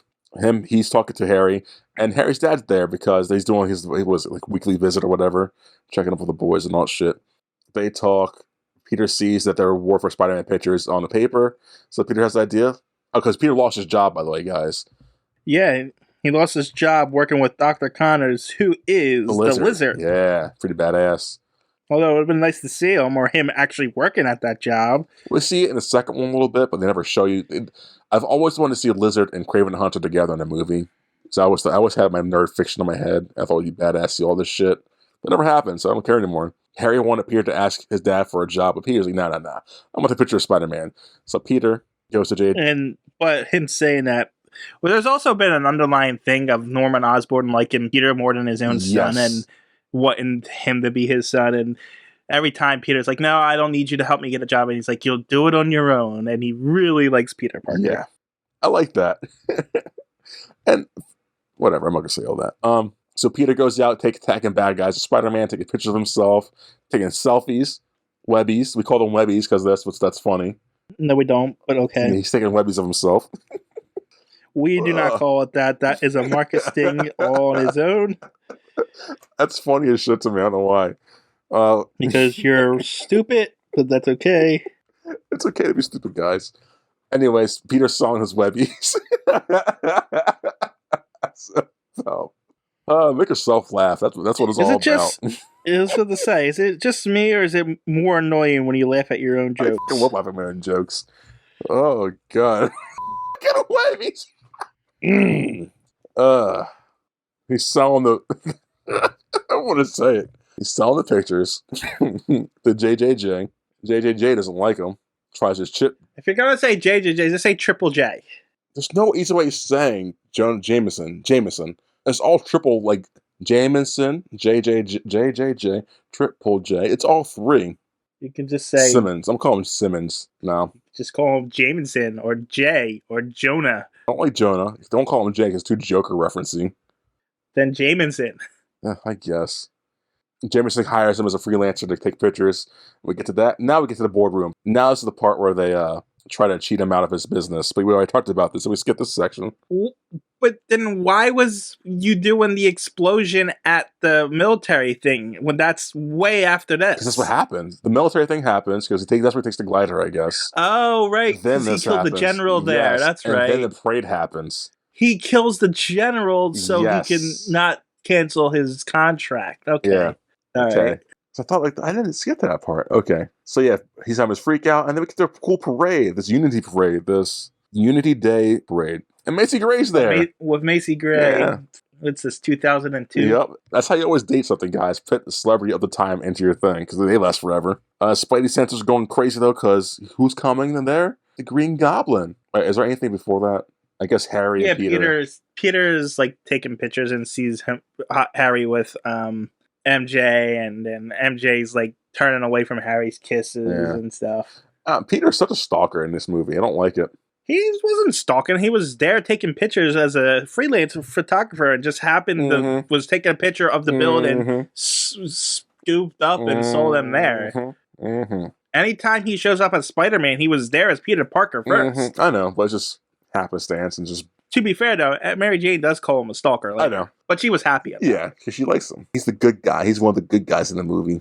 Anyways, Spidey senses... Is he now? What? Is he now? To her, yeah. Yeah, I guess. Yeah. Anyways, Spidey senses are tingling. And yeah, Green Goblin shows up, playing with some balloons. He says, I'm out, you're out. Throws his Green Goblin pumpkin grenades, right? That's what they're called. Blows up the balcony they're on, killing pretty much everybody on there. Knocks out his son. And Spider-Man shows... I don't think he intended to do that, but... I don't know. Oh, we got our second Stan Lee cameo, I guess. Our number 2 Stan Lee cameo. No words, just Stan Lee himself. Spider-Man saves the day, comes in, saving people left and right. This is where he does the Superman run. This is it, yeah. That's such a rip-off. I don't like that. Oh, and when Green Goblin throws the grenade pumpkin bomb and kills the guys, he kills the board members and turns them into skeletons. Yes, to green skeletons, right? I don't know if they were green. No, I just noticed they were just skeletons. I was like, that's weird. Yeah, it's great. It's comic booky. So Spider-Man and Green Goblin have their first fight, fist, and all that stuff. Spider-Man gets the one-up on Green Goblin after saving a kid and all that stuff, and Green Goblin says, I'll get you later, Spider-Man. Yeah. No, he says, we'll meet again, Spider-Man. And that's what I was talking about earlier with the lame dialogue and stuff. It's like, oh, that's right out of the Saturday morning cartoon right there, that one. So good. Let's speak about the costumes real quick. I like Spider-Man's costume a lot in this, and I love the Green Goblin's costume a lot in this as well. Everyone hates on the Green Goblin costume. Why? It's so good. It looks goofy. What about the head, probably? Yeah, the head. I mean, it's the He's always gonna look goofy. I don't think he could do that. Like, Yeah, but I think it would have been better if he could actually like move his mouth as but, in that costume. nah, I think that'd be because too weird. because Distracting. in the comics and in the cartoon, it's a mask. It's not a helmet. Oh, actually, I like this better, honestly. It looks stupid. It looks fake. It looks ridiculous. It's a costume. What do you expect? Yeah, but it looks like he's in a play. I'm really. Like a high school play with a goblin. See, it looks like not good armor, but it looks like when they're on the scene together, this is like okay, we're watching some comic movie, obviously. But I don't know, I like the look a lot. The helmet's the only part I have a problem with. That's fair. It's like the mouth's always open. Yeah, and it's like just throw a mask on him or something. Because later on, when the goblin attacks Aunt May, he has yellow eyes. That's kind of terrifying. It's kind of cool. I mean, you can still have yellow eyes in a mask. Yeah, but this seeing the whole face would freak me out. That's why she's having a little panic attack. I don't know, I like it. Anyway. It looks goofy. Well, you're wrong. Spider-Man fights off Green Goblin. Green Goblin says, what's he say? We'll meet again, Spider-Man. As she's saying that, Mary Jane's going to fall from the balcony. Spider-Man saves her, swings her off to another high rise where his couple's making out in this green garden. And they have like a little... Do they have a kiss or no? He Nope. just flies away. She asks him who he is, and she says, "Your friendly neighborhood Spider-Man." He says, "Can you tell me my voice? I'm Peter Parker." No, but at the end of the movie, she does know who he is by kissing him. Oh, okay. So she can't figure out voices, but she can tell by a person by their kiss. That sounds like a very bad thing for her to know. I kissed a lot of dudes in my life, and you don't know how to kiss. You must be Peter Parker. That's stupid. So hold on. You're saying she... Well, she kissed Spider-Man earlier in the movie, the whole famous upside down scene, right? Yeah. And at the end of the movie, the last scene with them, she kisses Peter Parker. Yeah. And then when Peter says, "I can't do this," and he walks away, she touches her lips, and then a moment of recognition crosses her face, and she turns and looks at him. So you believe that? You buy into that? That she thinks she's Spider-Man. Yeah, I think she recognized his kiss. No. So you're saying she buys into... She kissed him twice in her life. One time upside down, which makes no sense, but whatever. And then the next time normally. So she can put those two together. But you're saying Mr. Freeze fighting Robin wouldn't catch on to Tim Drake, whatever his name is, fighting style? Yeah, it's not as intimate. Oh, whatever. Everyone's got intimate fighting style. Look, I don't buy it either. I'm just saying that's what the movie's telling us. It was stupid. So my argument against and it was Dick Grayson, by the way, not Tim Drake. About that was my opinion was that it wouldn't happen like that. This isn't my opinion. This is what the movie has told us is happening. But you buy into that stupid kiss. It makes no sense. I'm not. It's not that I buy into it. The movie's telling me that's what happened. I gotta listen to what the movie says. It's their continuity. You critique everything. Never once. You critique so much shit. Why don't you critique that dumb kiss? Never once in the Mr. Freeze stuff did they say Mr. Freeze can recognize people's martial arts fighting styles. Yeah, but you think he would. But that doesn't matter if he would. It's not in the continuity, so it doesn't matter. And the continuity, she recognized Peter's kiss, so she figures it out. That is stupid. That is not the most ridiculous thing we've watched in this movie so far. This guy's wearing a green helmet, and no one can tell it's Norman Osborn by his voice. I think if I were to kiss someone upside down and then kiss them normally, I would never guess, that was so-and-so. Have you ever tried it? I'm not going to try that. Well, then you don't know. I'm not on my way to hang upside down and kiss someone. That sounds ridiculous. Well, you can hang them upside down. Okay. No, thank you. This is the same movie that Peter Parker got bit by a Spider-Man spider, and you're worried about a kiss. Yeah, because that's ridiculous. Not as ridiculous as some of the things in it. Well, I think it's like one of the more ridiculous things. Just say that's what happened. That's what the movie told us would happen. Anyways, so we get back to Peter's now back in the apartment. Harry's checking up on Mary Jane over the phone, and she keeps saying Spider-Man was so amazing, so amazing, so amazing. Incredible, not amazing. Sorry. And Harry's jealous. Harry is jealous of Spider-Man. Norman's having his little split personality in the mirror. It's kind of like, oh man, wow, this movie borrowed from a lot of stuff. I want to say earlier, this movie borrowed a lot from not Spider-Man, The Matrix, with like slow motion, which everything did at the time. And it's a sequence where later on, I'll get to that. But right now, it's borrowing from like Lord of the Rings, the Gollum, how he spoke to himself. William Dafoe's crazy talk. Yeah, it's just Gollum and shit. What's Gollum's real name? You know this. Just because it was done in that movie doesn't necessarily mean they stole it from that. It was the same year. The Green Goblin has been crazy in comics for years. Mm-hmm. So was Gollum for years beyond that. Comic books were more prevalent than Tolkien. No, but I don't know about that, man. You want to bet? I bet you more people knew who Spider-Man was when this came out than they knew.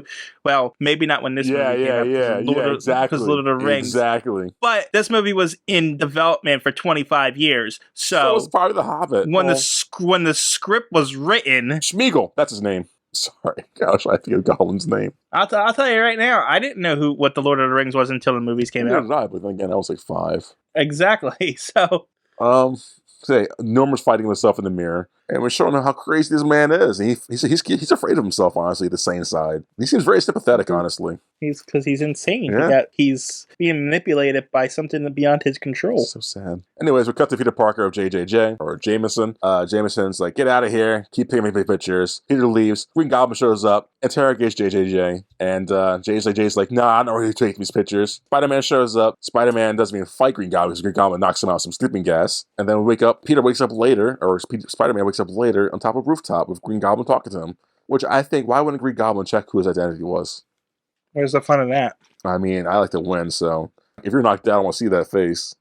But Green Goblin says what everyone says. You and I are not too different. For the same reason that Joker never takes off Batman's mask. Batman has electricity that zaps some people? No, because that takes the fun out of it, the mystery away from it. Fair. It would end the game. But to be fair, that's not what the Green Goblin's are. Exactly. It's like what you're arguing is it's not the same for this. I know, but it's just stupid comic book things. But he also wants him to join him, so maybe if he's like, hey, I'm not going to take off your mask, it's a trust building thing. Well, I wouldn't even think, I was just check under his mask. Oh, that's who you are. Don't know who you are. Put the mask back down. Anyways. He says, you and I doesn't matter. He finds out who he is anyway. I love it. How's but go back to J. Jonah Jameson for a moment. Yeah. Like, Green Goblin's asking Jameson who take the pictures, and he won't give Peter Parker up. So he's not that bad of a guy, even though he's kind of a jerk, but he won't give up his own people. So that's something. That's quality person right there, honestly. Great egg.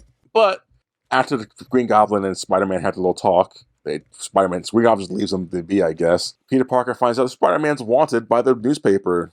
Criminal, vigilante, let's arrest this guy. It's not cool. Peter Parker crosses MJ again. They have like a little talk, but now she's leaving and it starts raining out of nowhere. This is where Peter mentions that he found out where she was from Mary Jane's mother. See, these sequences I just kept hitting my phone up, so that makes sense. But anyways, Mary Jane gets attacked by 4 guys, and she's kicking their asses a little bit, honestly. She's fighting back. Yeah, but these are the most goofy rapists I've ever met in my life. That's a sentence you just said, huh? The most goofy rapists. I mean, that's what they are. Yeah, but they're not going for her purse. No, they're not. And they're making strange, funny faces at her. Yeah, but you remember Supergirl? Same thing kind of happened. Those 2 guys were ridiculous. It's just comic book movies. But they were over the top hillbillies, and Supergirl just kind of took them out really quickly. Yeah. Whereas this one's, they like surround her. First, there's only 2 of them, and then they had other 2 guys laying in wait as she went down the alley, and then they go up and surround her, make strange, funny faces at her before they push her up against a wall, and then Spider-Man saves her. Yeah, but like...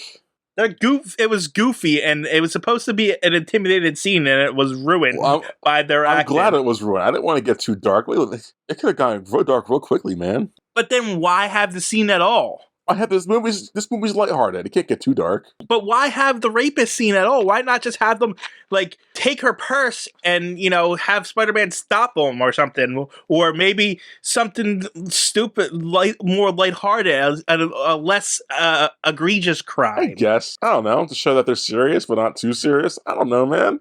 You can't have it both ways. You can't have both ways. You can't have rapists chasing a woman in an alley and go and mugging at the camera.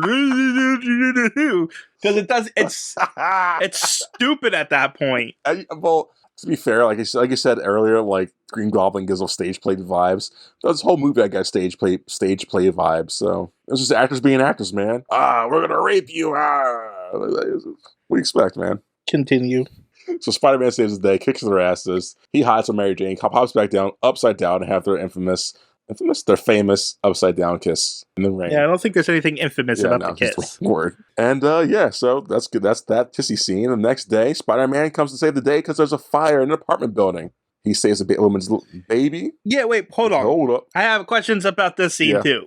This woman comes up to the apartment and says, "My baby's in there." Did she leave her baby alone in the apartment?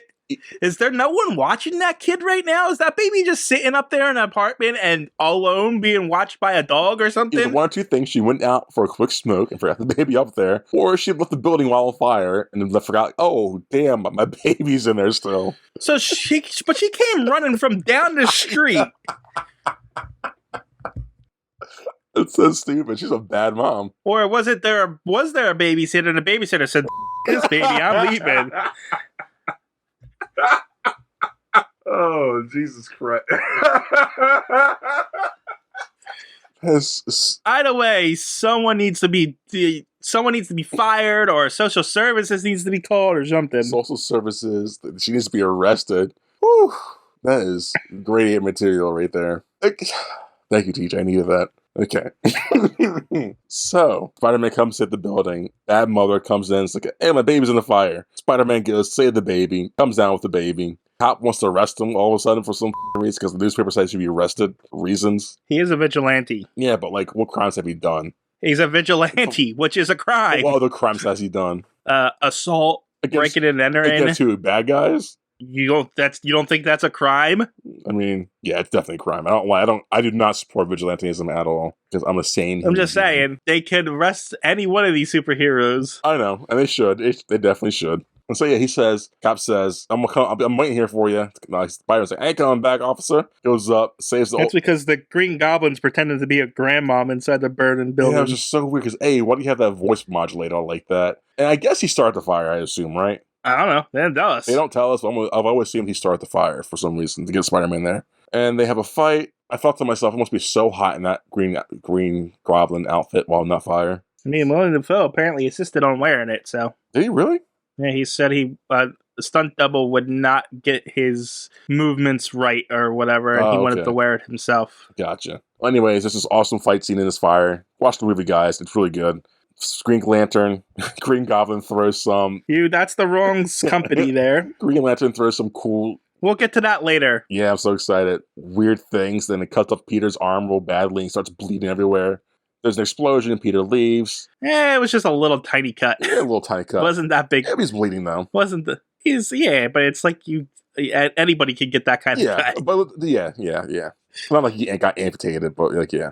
And now it's Thanksgiving, guys. We're gonna have Thanksgiving dinner. Norman showing up to dinner. It's almost the same day too, which is weird. Like, why would Norman do all this on the same day? I didn't take it was the same day. I think I took it as it was later. No, it's the same day. Because why would his arm still be bleeding if it was a different day? Oh, I guess that's fair. Yeah. So why would he do it? That's just a weird timing. Unless he just never put a bandage on it and he just really bleeds a lot. He's a smart guy, right? Yeah, but the smart people don't necessarily have common sense. Come on. But I think you're right, though. I think it is the same day, now that you mentioned it.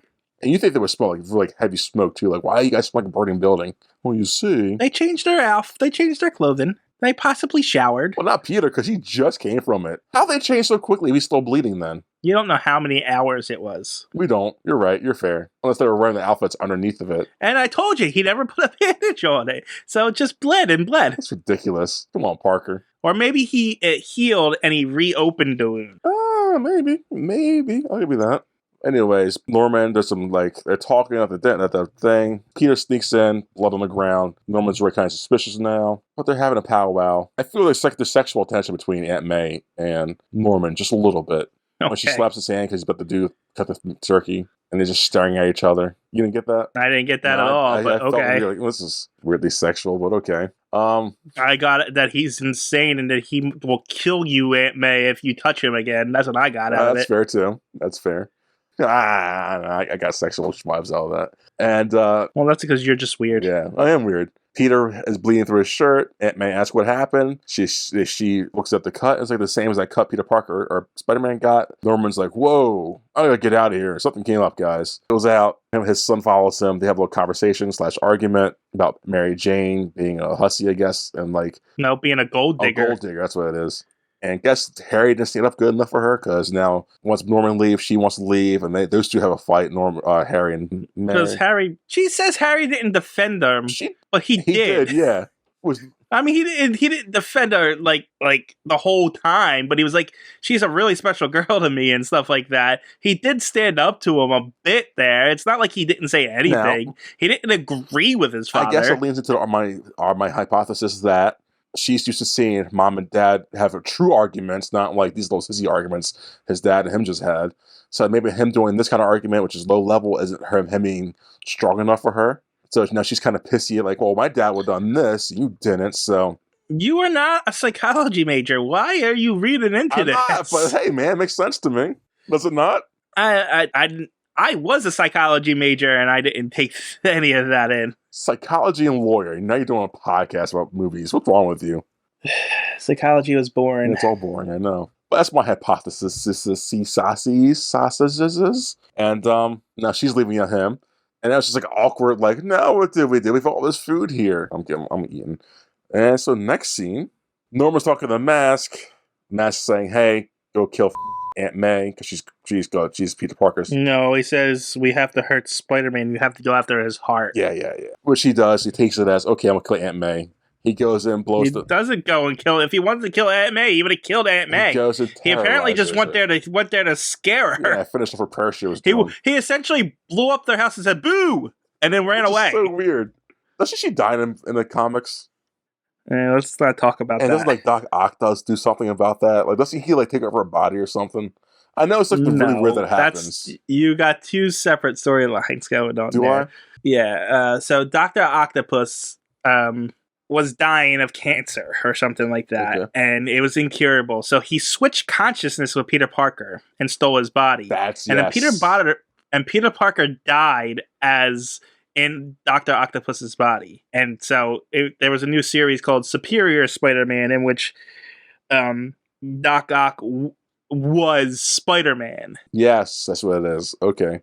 Was it good? And then, but eventually, it wasn't the best, but it was all right. Okay. But eventually, it's retconned, and Peter Parker's subconscious pushes through and takes over his body or something at the end of it.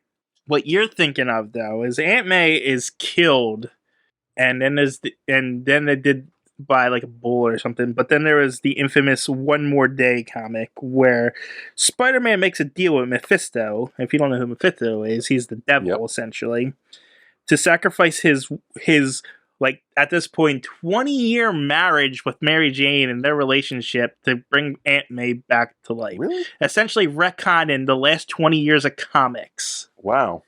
And people hated that so much, fairly, and it still hasn't been fixed to this day. Did it really?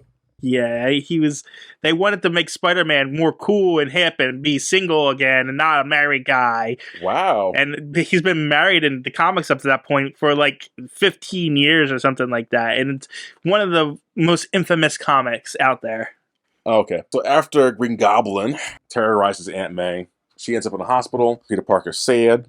And all during this time, I think not Peter Parker, what's his name? Mary Jane and Peter Parker have a moment together, kind of expressing some feelings. Harry comes in, sees this, like, oh, I don't like you anymore, Peter, a little bit. I feel some distrust with you too. Even though I stole Mary Jane from you. That's not what happened at all. What happened? He didn't have any negative feelings towards Peter Parker for that. In the end, he's still referring to him as a brother. If anything, he had more negative feelings about Mary Jane. It's like, yeah, Mary Jane's in love with Peter, and so you were right about her. Yeah, but he already knew that Peter loved exactly. her. So there was no hard feelings between him and Peter at all. I said it wrong. I'm sorry. Did he not know that she didn't like him like that, though? Who, Harry? That he didn't know she liked Peter? Like she didn't like himself, Harry. She did like him. Not like that, though, I don't think. They wouldn't have dated as long as they have if she didn't feel something towards him. She doesn't know love, TJ. Oh my god. Oh my god. I feel it doesn't have to be love to date somebody. You can just have an attraction to someone and like them. That's time to me. Whatever. So Harry gets this dad like, yeah, man, you're right. Women are bitches. And he's like, yeah, bitches be crazy. That's not what happened either. I know, it's not. What happened, TJ? He goes home, and here's his dad being crazy, and he's like, are you there? And he says, I'm here. And Harry's like, you're right about Mary Jane. And he's like, I'm sorry, I haven't paid enough attention to you. I'm going to rectify that by go killing Spider-Man. He doesn't say that, but that's essentially what he's going to do. I like my way better. Oh man. But he also tells his dad that Mary Jane is the most important person to Peter Parker, because now Norman knows that Peter Parker is Spider-Man. So now he's going to go capture Mary Jane. Let's go to the heart, not the mind or body. Peter has some more time with Aunt May because she's awake and healthy now, not too crazy. So he goes to call. Aunt May says something about love or some shit. So it triggers him to go call not Peter Parker, to call on Mary Jane. She doesn't answer, but who does answer? Green Goblin. The Green Goblin. That's not what happened either. What happened? I totally zoned out, honestly, at this point. Because this movie's long, guys. They're having a conversation about love and stuff. You're right about that. And Aunt May's like, and Peter's like, she's with Harry, and Aunt May's like, isn't that for her to decide? And she was like, what did she say? She was like, everyone can see how much you care about Mary Jane. And then he's like, oh shit, Green Goblin already knows who I am, and if everyone knows that I care about Mary Jane, I better call her and make sure she's okay. So he goes to call her. Green Goblin answers, like, yo, I got your lady. Come meet me at the bridge. I got a surprise for you. It's not what he said either. I'm trying to rush through this, TJ. We're 2 hours into this review. I just didn't do it properly. Do it properly? What's properly? Stop making up things that are not happening. What happens then? Well, how's he find her? Well, he laughs. He picks up the phone and laughs and says, and then so he doesn't say, hey, I got your lady. Obviously, but I'm doing a character. Like, yeah, I got your lady. Come to the bridge. I got a surprise for you. He doesn't say come to the bridge. He say? How's he find out where he's at then? He starts blowing up things. Who, Goblin? Yeah, he starts blowing up things. And that's how he finds them. Why does just kill Aunt May and then the girl? Because then we wouldn't have a third act. Yeah, but like as a villain, that's what I'm gonna do. Yeah, but not as a comic book villain. Yeah, it's like why go through all this? That's so pointless. Anyway, that's to prove a point. What point? To make him make a difficult decision. Difficult decision. I just killed people you like. Stop being a good guy and start being a bad dude. Then they're not gonna join me. I don't know. I'm trying to break you, not make you make decisions. Well, you make someone make a terrible decision, and that's how you break them. No. I'm going to Joker route and Injustice. I'm going to kill who you love and make you just go bad. Joker what? And Injustice. Joker Robin in Injustice. No, how Joker killed Lois Lane in Injustice. I thought you said how the Joker killed the Robin in Injustice. No. Joker didn't kill Robin in Injustice. No, just kill some people. Make the happy guys not happy. You're good. You win. That doesn't work with every hero, and it only worked in an alternate dimension. I guess. So, that's a different story. I mean, how the bad guy killed Bruce Wayne's parents and he turned into Batman. Yeah, that's before he was Batman. Now who does Bruce Wayne love? No one, I guess? He loves his sons. So you kill his sons, what will happen then, you think? Well, Joker killed his son and still didn't kill Joker. I don't want you killing me as the villain. I just want you going bad. I don't want you being good. He didn't go bad either. Well, I'm gonna try. I'm gonna kill everyone you know and love until I figure out how to make you not happy. And most superheroes would just be broody and miserable and still not kill. Man, being a villain sucks then. It's not fun. Anyways, not the Joker. What's his name? Green Goblin has Mary Jane and a bus of kids somehow. All right, so I have a few questions about What's this. up? It's nighttime yes, here. It is. Do kids go on field trips on bridges at night? Apparently. Because I don't think that's what happens, because these aren't like teenagers. They're like 5. Yeah, they're elementary kids. They should be in bed at this point. New York, man, that's what we do. And 2, and I only picked it up on this viewing. Is this the bridge that, were they trying to go for the whole Gwen Stacy killed on the bridge thing with this? I thought she was killed in Clock Tower. Well, in the comics, she was killed, thrown off a bridge by Green Goblin, and then Spider-Man shot his webs to save her. Yeah. But the shock of the webs grabbing her, snapped her, right? Broke her spine and killed her. But she was thrown off the bridge. So is this the bridge? Because I guess that's what I realized here. Is this are they going for the whole Gwen Stacy? Oh, Green Goblin's on the bridge. I'm going to throw Mary Jane off, and that's supposed to be Gwen Stacy thing, because we don't get Gwen Stacy in this series. Never even mentioned Gwen Stacy at all in this movie. So maybe. And if they did, that's stupid. Yeah. Because that's a big moment in comic books. I mean, I guess it's still an early comic book movie, I guess, quote unquote, so they don't know how to really pick and choose. I mean, they do it in Amazing Spider-Man. They don't do it great, but they do it. I love that so much. I love it so much. But yeah, it's a bridge, not a clock tower. Okay. Didn't know that. So yeah, his choice is save Mary Jane or save a bus full of kids. And he chooses Mary Jane at first, and then somehow saves the kids too. But the Green Goblin doesn't like this, as he's struggling to hold them both together. It's the same way. It's the same way any superhero does it. The villain drops them from a high thing, and he's a superhero. That's what he does. He glides or uses webs or he flies. This is not a hard thing. Villains are really stupid with this dropping people thing. Just hold a gun to her head and then drop that. Which one are you going to save? Anyways.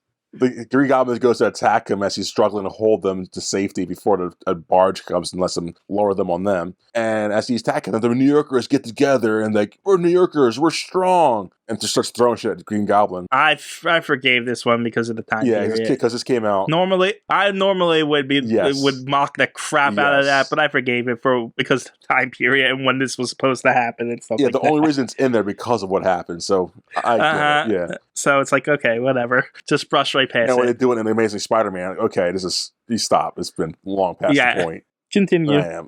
After that, Green Goblin takes Spider-Man, some more action-y, slow-motion stuff. Oh, I was going to say earlier about taking from movies, Matrix. When Green Goblin is dropping Mary Jane and then a student thing they're in, you see Spider-Man's reflection of his eyes, each of them dropping in each different eyelid. And it's the Matrix blue pill, green pill, blue pill, red pill thing. It's like, Matrix scene, Matrix eyes.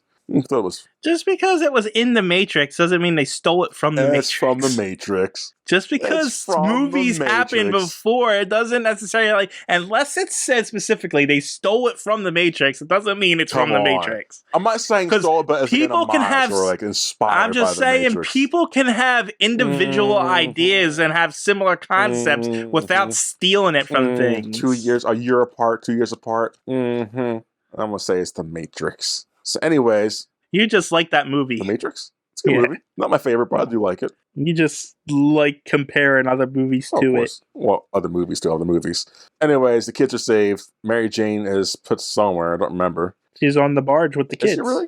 Yeah, she tells her to climb down the rope. Okay. Spider-Man and Green Goblin fight it out, and they somehow end up in an abandoned warehouse thing, I guess. Well, I don't know if he uses the glider or if he just hits him really hard off of the bridge. Yeah. And he lands inside of this abandoned. But how close is it to the? Well, he got hit really hard. He'd be dead at that point. They got hit that hard. No, he's Spider-Man. Oh, okay. What were you gonna say? But I was gonna say abandoned warehouse, but it looks more like an abandoned garden in a mansion or something. Like, what are those things called? Like an arbory or something? It could be part of the harbor, so it could be part of that too, I guess. So, because it wasn't a warehouse, there's and why is the city letting this building overgrown with moss and trees and stuff? Should they be like tear it down or something at this point? You would think that, but that's how cities are. That's how places are. Just let buildings dilapidate to the point where it looks like it belongs in an apocalypse game. And it's pretty for the movie, I guess. Anyways, they're fighting. Goblin's kicking Spidey's ass. He says something to Spider-Man, which triggers him. I think about love, I guess. I don't remember. Spider-Man then turns the table, starts kicking Goblin's ass. He said he's going to kill Mary Jane. That's it. Okay. Very slowly because he will enjoy. Yes. So Spider-Man flips out, kicks Goblin's ass. Goblin, no, Peter, stop! I'm Norman. Takes his mask off, pleads with him. As he's pleading, he goes to get his glider. Glider attacks. He says, "Godspeed, Spider-Man." Spider-Man dodges. Glider impales Green Goblin. That's how he died in the comics. Well, the first time anyway. I like that a lot, actually. There was a whole period of comics, I probably said this before, called the Clone Saga in Spider-Man. No. Never heard of this before. There's a Clone Saga where there is a new Spider-Man called Ben Reilly and stuff like that. Anyway, it was a convoluted mess, and it was put on way too many years. It went on for years and years for no reason at all. And it turned out the Green Goblin was behind it all. And we came down to when Green Goblin and Spider-Man were fighting. It pretty much this happened. The glider came in, Spider-Man moved, and he killed himself with his own glider. And then he came back later because comics. Yep. So yes, as Norman's last words are, "Don't tell Harry," and dies on his glider. And now Peter's traumatized forever with this college kid. Before we continue on, we talked about how good Tobey Maguire is as Peter Parker, but William Dafoe is really good in this The too. casting in this in general is just like I said. Well, when we said the casting was pretty good in general on this, but William Dafoe is really, really Yes. good as Green Because Goblin. I was looking at the And Norman casting, they're looking Osborn. at like John Malkovich. Thank God they didn't go that way. They're looking at other people who are notable. Like, man, Yeah, I saw Jim Carrey as one of them. No. I'm glad they went with Dafoe because he chewed Like the you made scenery. fun of the whole Schmiegel thing, but I think that was some of the best work he did in the movie. I like that. I like that a lot. I did make fun of it. I did like it. Everything he was in this movie, enjoyed. He was sympathetic and scary at the same time. Like, man, he's doing good. I mean, he's always a good actor, but he really pulled off this goofy costume and acted in it. It made you think he was the Green Goblin. And see, now you say that, I think if Jim Carrey or someone else was in that costume, I wouldn't have enjoyed the costume as much. But he acted through the costume. I'm like, okay, Dafoe, you got this. So I just wanted to mention that. Give credit where credit was due. Yes, sir. I appreciate that. So now Peter Parker as Spider-Man takes the body of Norman to the Oswald's home. Osmond's? That's Oswald Cobblepot is the Penguin. So Norman Osmond. Osborn. Osmond is Osmonds are singers. Like, so many Oz's in this world. Osborn that's what you're looking for. You. So he takes him to not Ozzy Osbourne though. Harry Osborn. He's also a singer. The better singer. Probably. Yeah, thinking about it, yeah. But I don't know. I've never seen Frank. What's his name? Franco.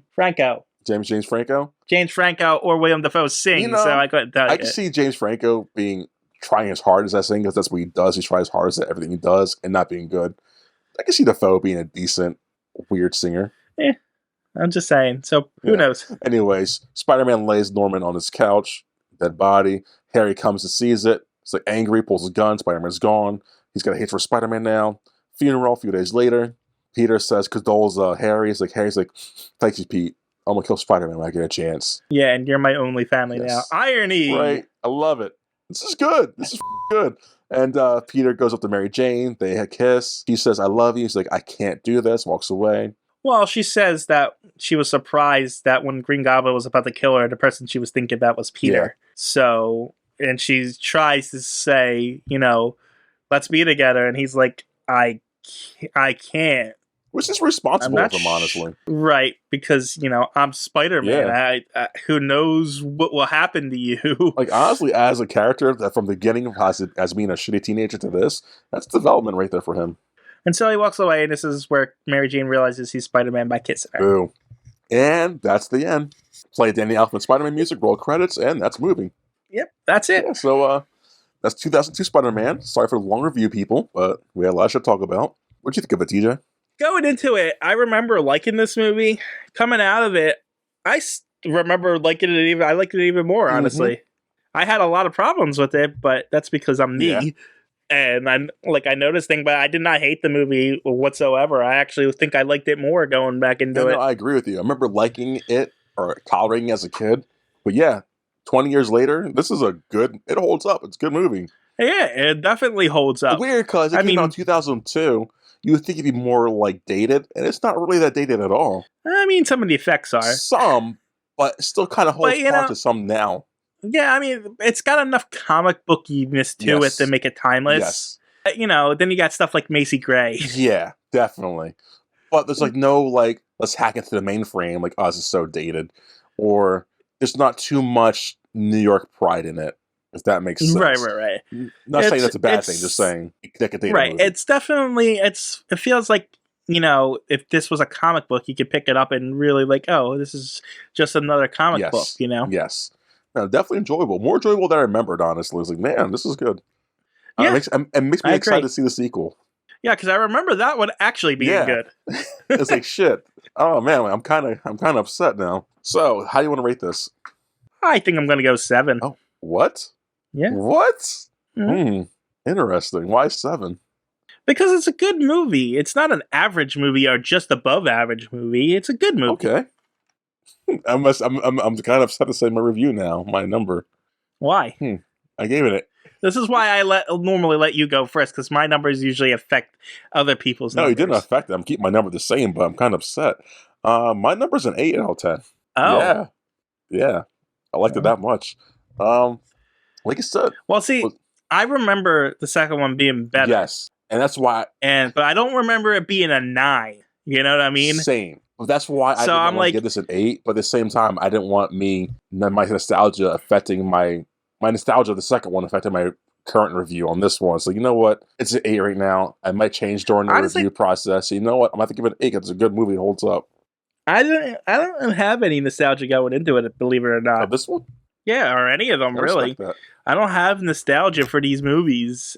I just remember them being decent superhero movies. And I went in there, liked it more than I thought I would, and that's why I got a 7 instead of a 6, which I thought I was going to give it going into really? it. Yeah. Man, interesting. I'm surprised I gave this a higher review than you.